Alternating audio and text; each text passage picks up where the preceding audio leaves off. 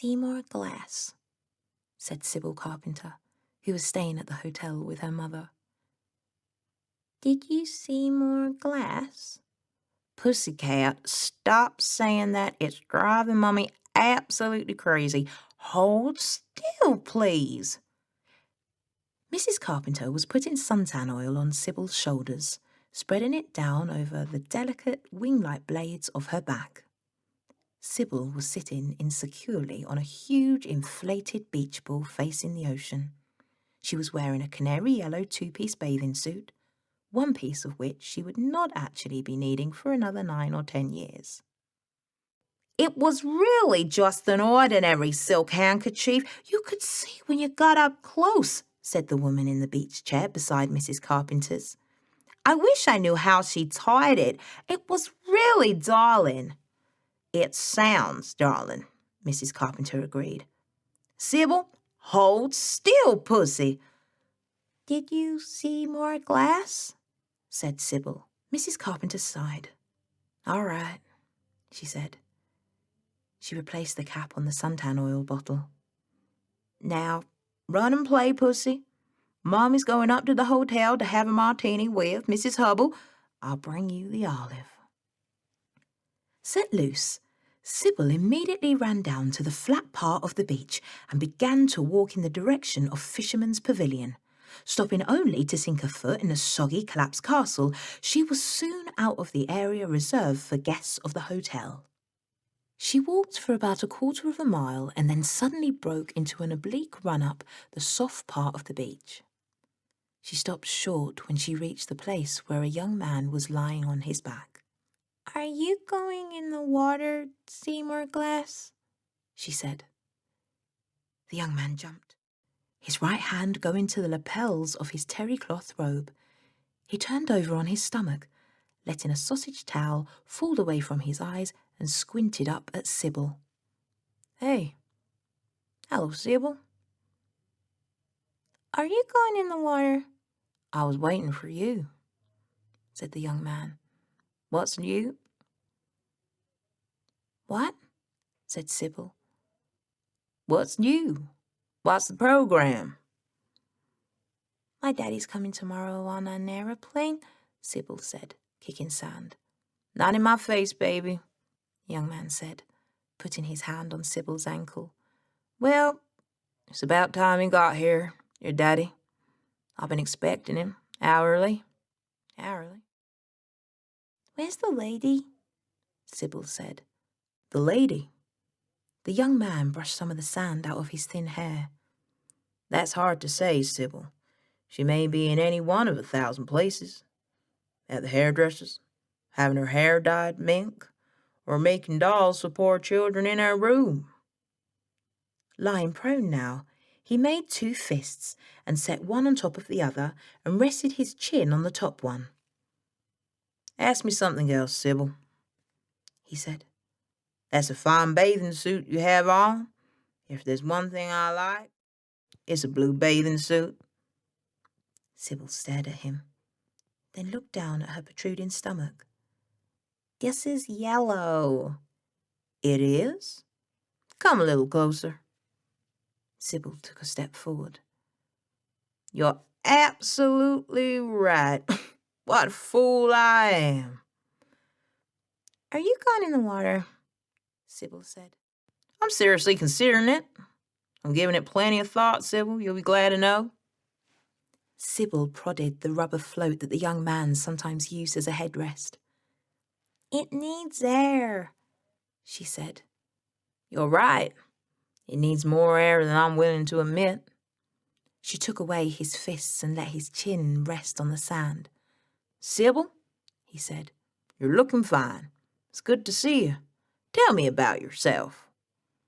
He reached in front of him and took both of Sybil's ankles in his hands. I'm Capricorn, he said. What are you? Sharon Lipschitz said you let her sit on the piano seat with you, Sybil said. Sharon Lipschitz said that. Sybil nodded vigorously. He let go of her ankles, drew his hands, and laid the side of his face on his right forearm. "Well," he said, "you know how those things happen, Sybil? I was sitting there playing, and you were nowhere in sight, and Sharon Lipschitz came over and sat down next to me. I couldn't push her off, could I?" "Yeah." "Oh, no, I couldn't do that," said the young man. "I tell you what I did do, though." "What?" "I pretended she was you." Sybil immediately stood and began to dig in the sand. "Let's go in the water," she said. "All right," said the young man. "I think I can work in it." "Next time, push her off," Sybil said. "Push who off?" "Sharon Lipschitz." "Ah, Sharon Lipschitz," said the young man. "How that name comes up, mixing memory and desire." He suddenly got to his feet. He looked at the ocean. "Sybil," he said, "I'll tell you what we'll do. We'll see if we can catch a banana fish." "A what?" "A banana fish," he said, and undid the belt of his robe. He took off the robe. His shoulders were white and narrow, and his trunks were a royal blue. He folded the robe, first lengthwise, then in thirds. He unrolled the towel he had used over his eyes, spread it out on the sand, and then laid the folded robe on top. He bent over, picked up the float, and secured it under his right arm. Then, with his left hand, he took Sybil's hand. The two started to walk down to the ocean. "I imagine you've seen quite a few banana fish in your day," the young man said. Sybil shook her head. "You haven't? Where do you live anyway?" "I don't know," said Sybil. "Sure you know. Well, you must know. Sharon Lipschitz knows where she lives, and she's only 3.5. Sybil stopped walking and yanked her hand away from him. She picked up an ordinary beach shell and looked at it with elaborate interest. She threw it down. "Worley Wood, Connecticut," she said, and resumed walking, stomach foremost. "Worley Wood, Connecticut," said the young man. "Is that anywhere near Worley Wood, Connecticut, by chance?" Sybil looked at him. "That's where I live," she said impatiently. "I live in Worley Wood, Connecticut." She ran a few steps ahead of him, caught up her left foot in her left hand, and hopped 2 or 3 times. "We have no idea how clear that makes everything," the young man said. Sybil released her foot. "Did you read Little Black Sambo?" she said. "It's very funny you asked me that," he said. "It so happens I just finished reading it last night." He reached down and took back Sybil's hand. "What did you think of it?" he asked her. "Did the tigers run all around that tree?" "I thought they'd never stop. I never saw so many tigers." "There were only 6, Sybil said. "Only 6, said the young man. "Do you call that only?" "Do you like wax?" Sybil asked. "Do I like what?" asked the young man. "Wax?" "Very much.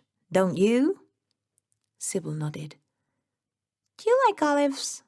she asked. "Olives? Yeah, olives and wax. I never go any place without 'em." "Do you like Sharon Lipschitz?" Sybil asked. Yeah, I do," said the young man. "What I particularly like about her is that she never does anything mean to little dogs in the lobby of the hotel. That little toy bull that belongs to that lady from Canada, for instance. You probably won't believe this, but some little girls like to poke that little dog with balloon sticks. Sharon doesn't. She's never mean or unkind, and that's why I like her." Sybil was silent. I like to chew candles, she said finally. Who doesn't? Said the young man, getting his feet wet. Wow, it's cold.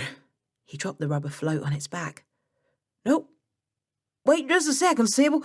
Wait, we'll get out in a little bit. They waded out till the water was up to Sybil's waist. Then the young man picked her up and laid her down on her stomach on the float. Don't you ever wear anything but a bathing cap or anything? He said. Don't let go, Sybil ordered. You hold me now. Miss Carpenter, please, I know my business, the young man said. You just keep your eyes open for any banana fish. This is the perfect day for banana fish. I don't see any, Sybil said. That's understandable. Their habits are very particular. He kept pushing the float. The water was not quite up to his chest. They lead a very tragic life, he said. You know what they do, Sybil? She shook her head. Well, they swim into a hole where there's lots of bananas.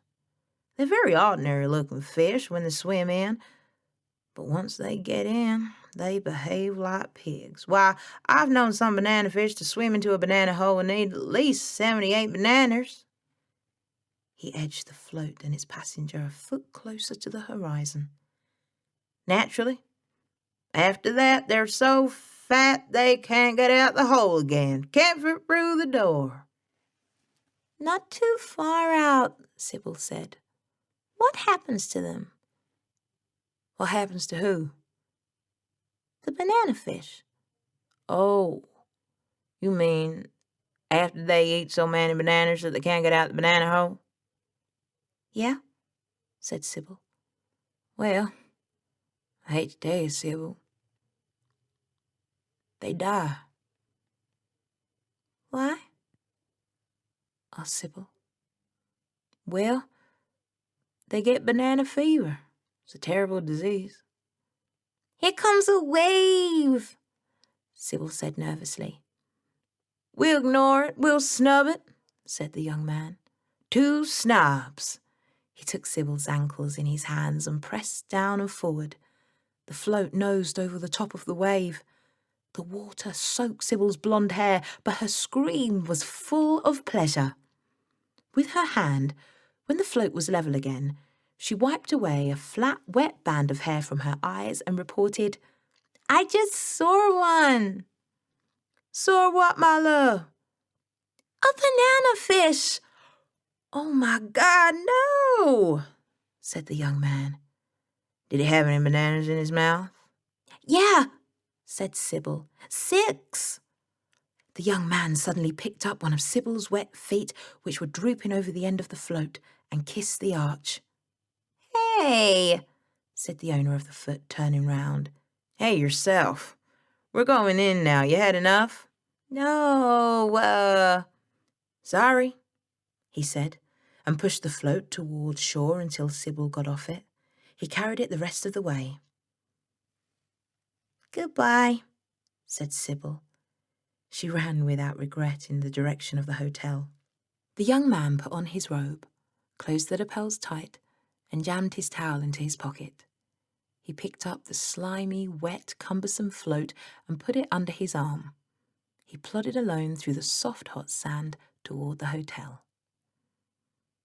On the sub-main floor of the hotel, which the management directed bathers to use, a woman with zinc salve on her nose got into the elevator with the young man. I see you're looking at my feet, he said to her when the car was in motion. I beg your pardon, said the woman. I said I see you're looking at my feet. I beg your pardon? I happen to be looking at the floor, said the woman, and faced the doors of the car. If you want to look at my feet, say so, said the young man, but don't be a goddamn sneak about it. Let me out of here, please, the woman said quickly to the girl operating the car. The car doors opened, and the woman got out without looking back. I have 2 normal feet, and I can't see the slightest goddamn reason why anybody should stare at them," said the young man. "5, please." He took his room key out of his robe pocket. He got off at the 5th floor, walked down the hall, and let himself into 507. The room smelled of new calfskin luggage and nail lacquer remover. He glanced at the girl lying asleep on the twin beds. Then he went over to one of the pieces of luggage, opened it, and from under a pile of shorts and undershirts, he took out an Orkey's Calibre 7.65 automatic.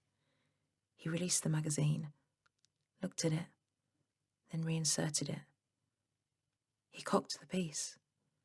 Then he went over and sat down on the unoccupied twin bed, looked at the girl, aimed the pistol, and fired a bullet through his right temple.